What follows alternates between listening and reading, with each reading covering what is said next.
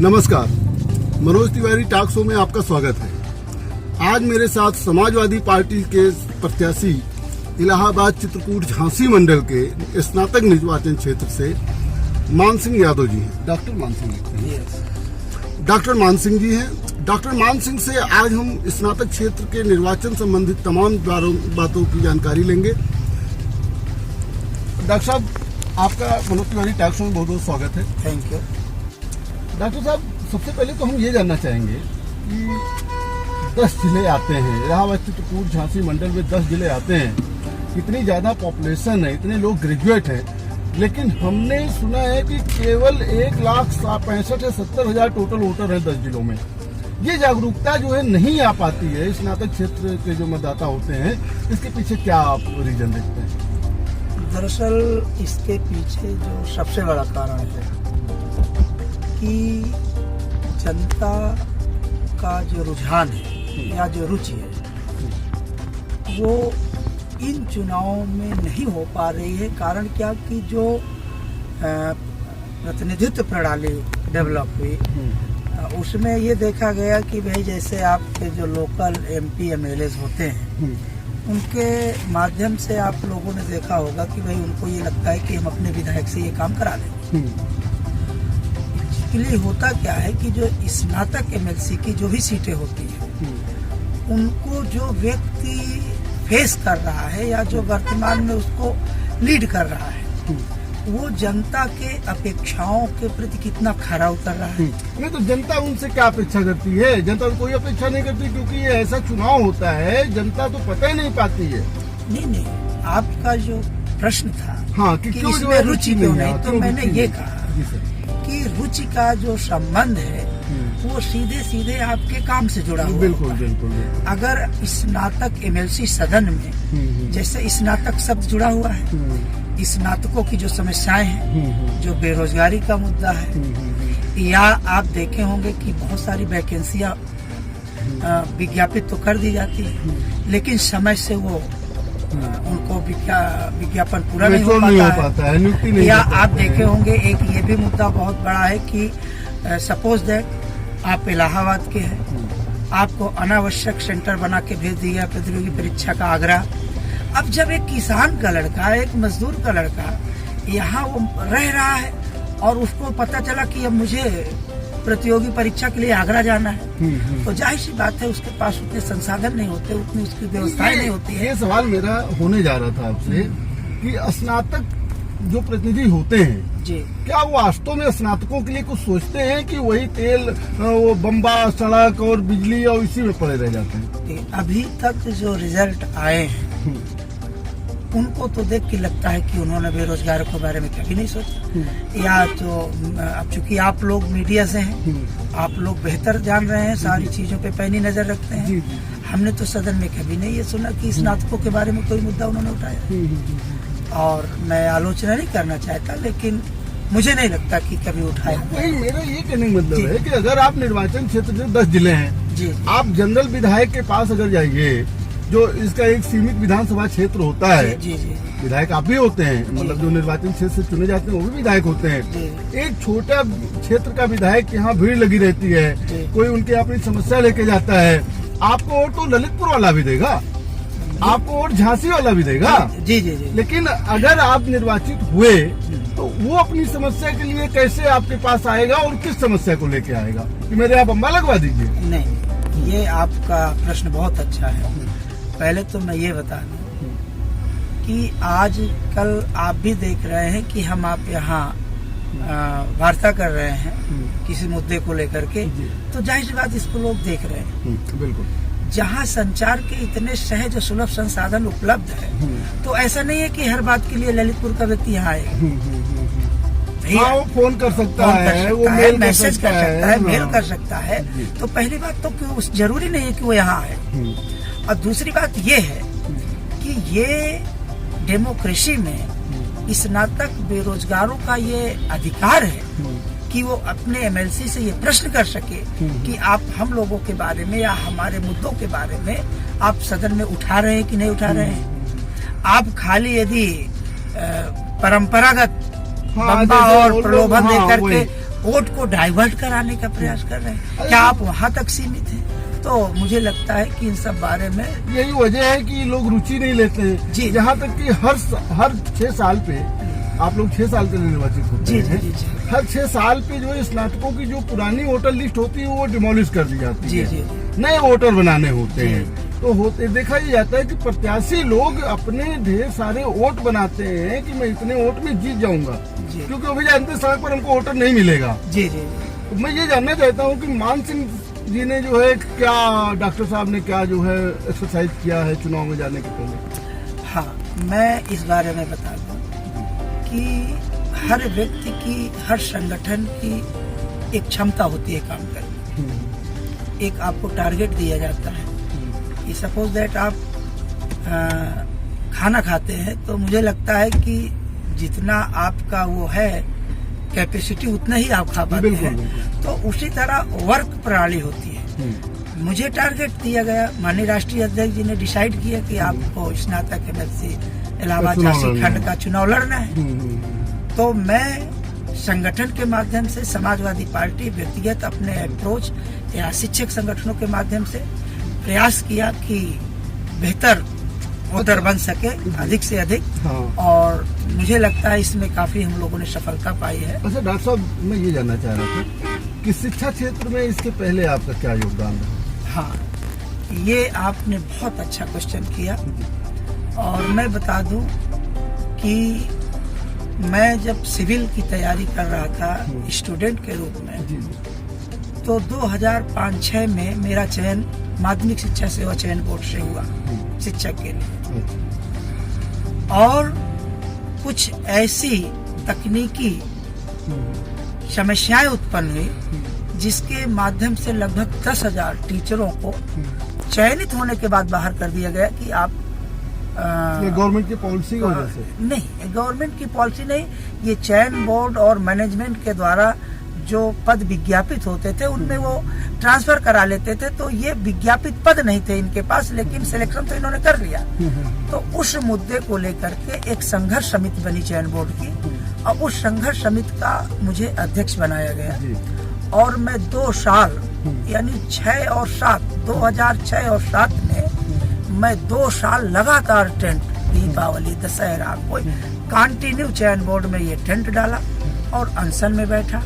फिर इसके बाद माननीय नेताजी की गवर्नमेंट थी, माननीय मुलायम सिंह यादव जी की, उन्होंने प्रमुख सचिव माध्यमिक शिक्षा पंकज अग्रवाल जी को बुलाया कि आप डॉक्टर मान सिंह को बुलाइए और वार्ता करिए कि इनकी समस्याएं क्या है। तो जब मेरी समस्याओं से वो अवगत हुए तो उन्होंने कहा कि नहीं, जो चयन बोर्ड की नियमावली है उसमें संशोधन करके और ये 10,000 शिक्षक हैं, इनका अपॉइंटमेंट किया जाए। तो उसमें जो संशोधन किया गया उसमें ये कहा गया कि not as a teach post, only notified post assistant allowed. इसका कारण ये हो कि इसका कारण ये कि आप विज्ञापित पद के सहारे मत बैठिए। आप जो जिला विद्यालय निरीक्षक है कॉलेज जो देखते हैं जिलों में, आप उनसे अधियाचित पद मंगाइए और ये 10,000 जो शिक्षक है इनका एडजस्ट करिए। मतलब ये लड़ाई हाँ, ये लगभग। और मैं जहाँ तक मेरा मानना है ये समूचा, हाँ 10 नहीं, ये 10,000 पूरे स्टेट में गए हैं टीचर। और मुझे लगता है कि जब मैं प्रचार के दौरान निकलता हूँ तो और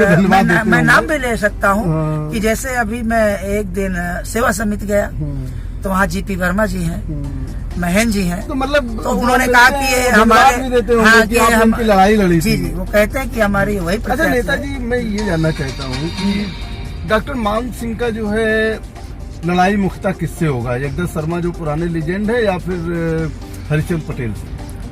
देखिए, ये सच्चाई है कि इस चुनाव को आप अकेले कभी नहीं लड़ सकते। तो मैं समझ रहा हूँ कि पहले तो ये कहना बेईमानी है कि जो सिंगल लड़ रहा है, मुझे नहीं लगता। वो केवल जो अपनी महत्वाकांक्षा है उसकी तृप्ति के लिए भले मैदान पे उतर आए, लेकिन 10 जिलों का चुनाव लड़ना ये कोई मजाक नहीं है। अच्छा, जो आप मुख्य प्रतिद्वंदी की बात कर रहे हैं भाजपा की, तो मैं बता दूं कि आज का जो दौर है, आप भी एज ए पत्रकार इस बात को जानते हैं, वो चाहे बेरोजगार हो, चाहे शिक्षा मित्र हो, चाहे वित्तविहीन शिक्षक हो, चाहे स्नातक किया हुआ व्यक्ति हो, मुझे लगता है कि भाजपा का नाम लेते ही उसके अंदर एक आक्रोश व्याप्त हो जाता है कि आप भाजपा का नाम मत लीजिए, इन्होंने हमें हमारा जीवन बर्बाद कर दिया, हम इनके सपोर्ट में ये नहीं। बताइए, ये जो भाजपा की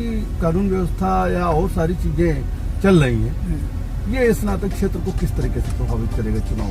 बहुत सही आपने ये क्वेश्चन किया। मैं समझता हूँ कि इस चुनाव में ये कहा गया कि जो 3 वर्ष पहले का स्नातक वो वोटर बनेगा, बिल्कुल। तो जाहिर सी बात है कि कम से कम वो स्टूडेंट पीजी स्तर का है, बिल्कुल। सर्विसमैन है, जो स्नातक किए हुए हैं, टीचर है, वकील है, और वो बेहतर जानते हैं कि माननीय अखिलेश यादव जी चाहे वित्त विहीन शिक्षकों को 200 करोड़ रुपए दे करके मानदेय देने की शुरुआत की हो, चाहे शिक्षा मित्रों की अस्थायी पोस्टिंग, हाँ उसके लिए प्रयास किया हो, चाहे स्नातकों की भर्ती का मैटर रहा हो, तो ये सभी लोग जानते हैं कि नहीं, माननीय अखिलेश यादव जी जो पूर्व मुख्यमंत्री उत्तर प्रदेश के रहे हैं, उनका कहीं न कहीं लोगों को रोजगार देने से और समाज को बेहतर बनाने, विकास करने को लेकर के एक डायनामिक पर्सनालिटी के मुख्यमंत्री रहे हैं, तो आकृष्ट होते हैं कि नहीं, ये अगर कैंडिडेट जीतेंगे तो। मैं ये जानना चाह रहा था कि इलाहाबाद झांसी मंडल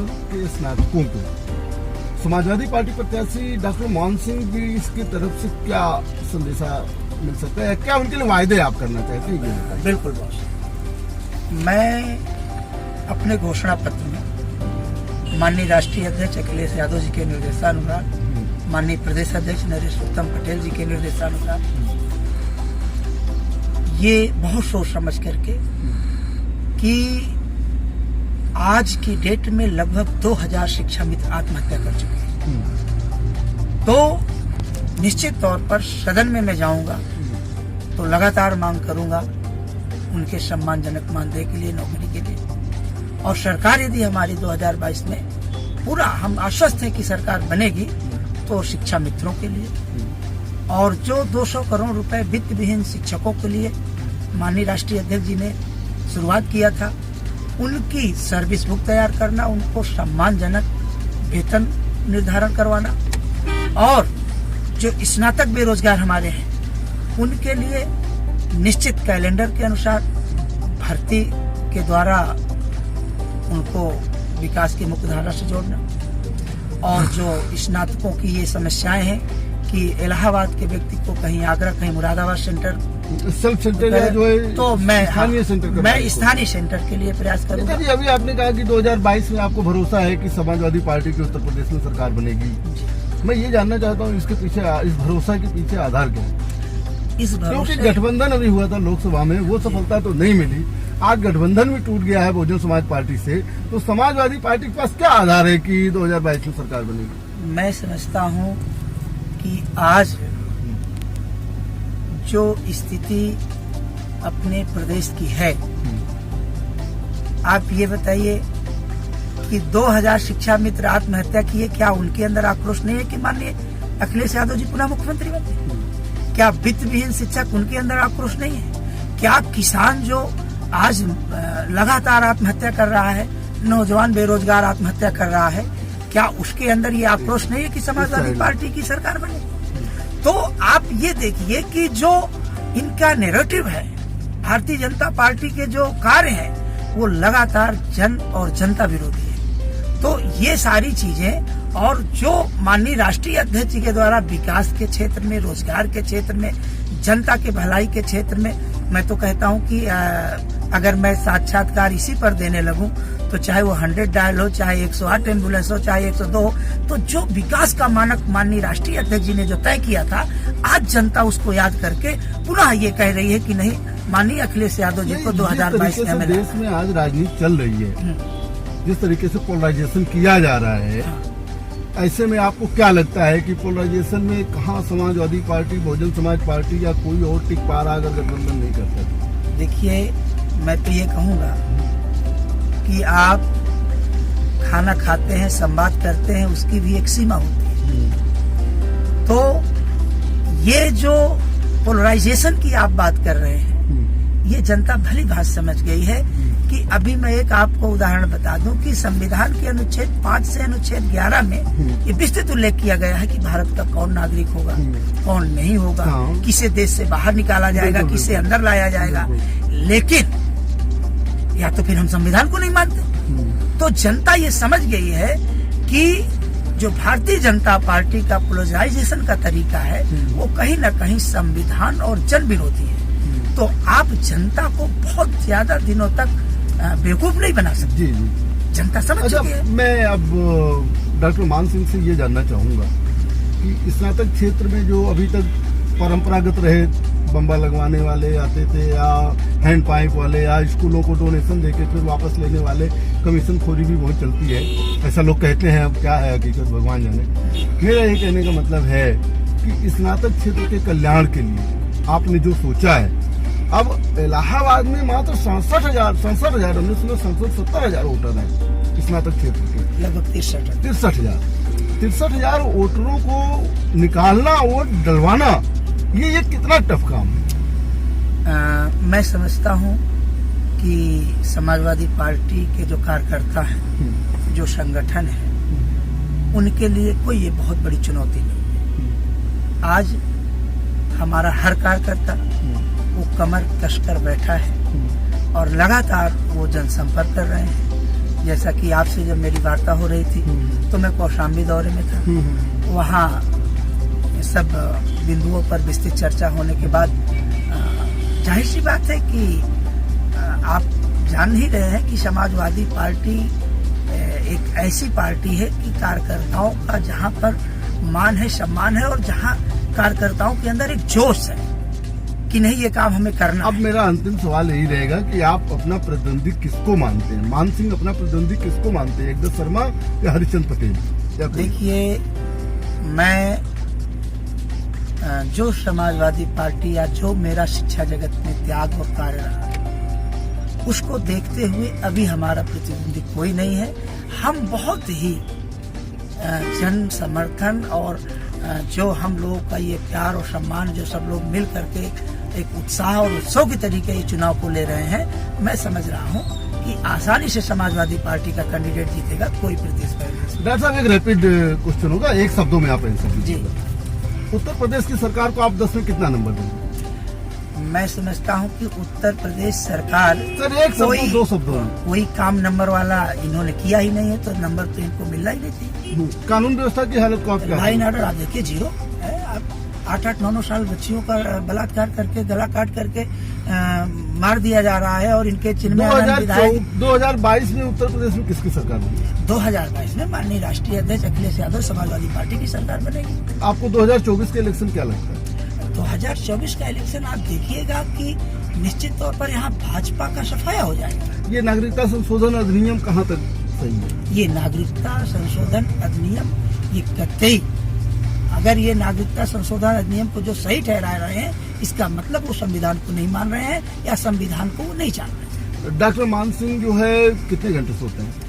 अब डॉक्टर मान सिंह कोई चुनाव का दौर है तो मैं निश्चित तौर पर ये नहीं कह सकता। अभी आप जैसे आपके साथ अभी मैं गाड़ी में बैठा हूँ, आप मुझसे बात कर रहे हैं, तो अब मैं इस फॉर्मेट को तो नहीं बता पाऊंगा कि 10 बजे सोऊंगा। अब सपोज हो जाता है लेट, तो अभी ये फॉर्मेट तो तय नहीं हो पाया, लेकिन थैंक यू डॉक्टर साहब, आप मनोज तिवारी टॉक शो में भाग लिए, इसके लिए बहुत बहुत धन्यवाद। बहुत बहुत आप लोगों का भी आभार, और जन जनार्दन को, जनता को आप ऐसे ही जागरूक करते रहिए, और बहुत अच्छा लगा, बहुत बहुत धन्यवाद। आपने देखा कि हमारे साथ थे डॉक्टर मान सिंह, और मान सिंह जो है उत्तर प्रदेश झांसी चित्रकूट मंडल के समाजवादी पार्टी के स्नातक क्षेत्र से जो है प्रत्याशी हैं।